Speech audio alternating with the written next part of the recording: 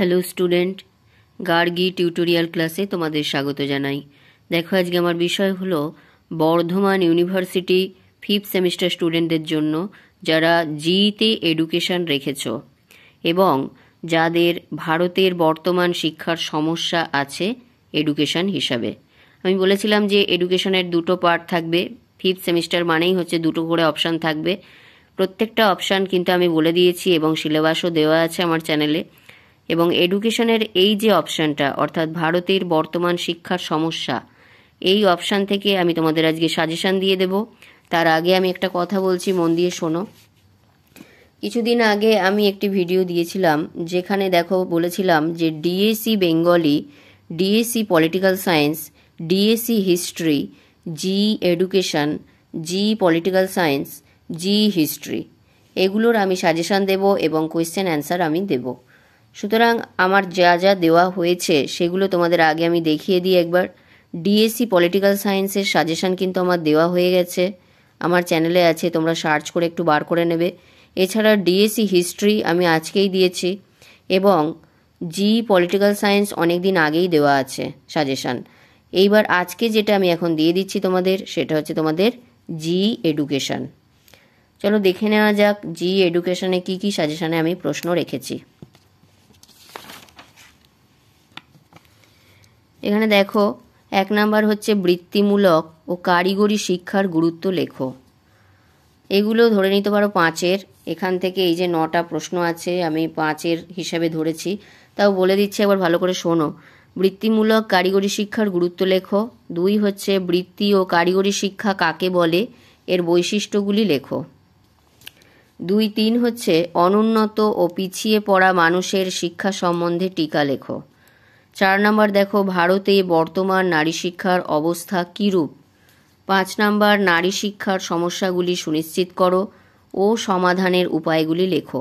তাহলে এই প্রশ্নটা আলাদা করে আসতে পারে, শুধুমাত্র সমস্যা চাইতে পারে, আবার শুধুমাত্র সমাধানও চাইতে পারে। তারপরে দেখো 6 নাম্বারে আছে সর্বশিক্ষা অভিযান কি, এর লক্ষ্য ও উদ্দেশ্যগুলি লেখো। এটাকেও ভেঙে দিতে পারে, সর্বশিক্ষা অভিযানের টিকা লেখো বলতে পারে, এছাড়া এর লক্ষ্য বা উদ্দেশ্যগুলো কি এটাকেও ভেঙে দিতে পারে। এরপর দেখো 7 নাম্বারে বয়স্ক শিক্ষার সমস্যাগুলি আলোচনা করো। 8 নাম্বার দেখো বয়স্ক শিক্ষার সমাধানের উপায়গুলি কি কি। এবং 9 নাম্বারে দেখো টিকা লেখো CABE, NCERT, UGC এবং SCERT, DIET এবং অপারেশন ব্ল্যাকবোর্ড, এগুলোর প্রত্যেকটার আলাদা করে টিকা আসতে পারে। তারপরে দেখো এখানে 10 নাম্বার, এই অবধি আমি যেটা বললাম তোমাদের 5 নাম্বারের কোশ্চেন হিসাবে ধরে নিতে পারো। এরপর 10 থেকে যে প্রশ্নগুলো রেখেছি এগুলো বড় কোশ্চেন হিসাবে, অর্থাৎ 10-এর প্রশ্ন হিসাবে ধরে নেবে। দেখো 1 হচ্ছে উচ্চশিক্ষায় ইউজিসির ভূমিকা আলোচনা করো।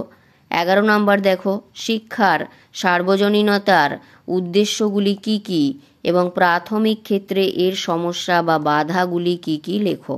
তাহলে এটাকেও ভেঙে তোমাদের দুটো করে দিতে পারে, যেমন শিক্ষার সার্বজনীনতার উদ্দেশ্যগুলি কি কি আলোচনা করো 5-এ আসতে পারে, আবার এইটা অনলি 10-এর মধ্যে দিয়ে দিতে পারে।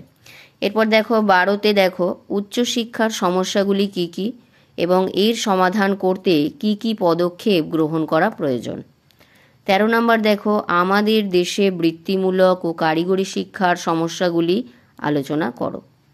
14 নাম্বার শিক্ষার সমসুযোগের ধারণা ব্যক্ত করো।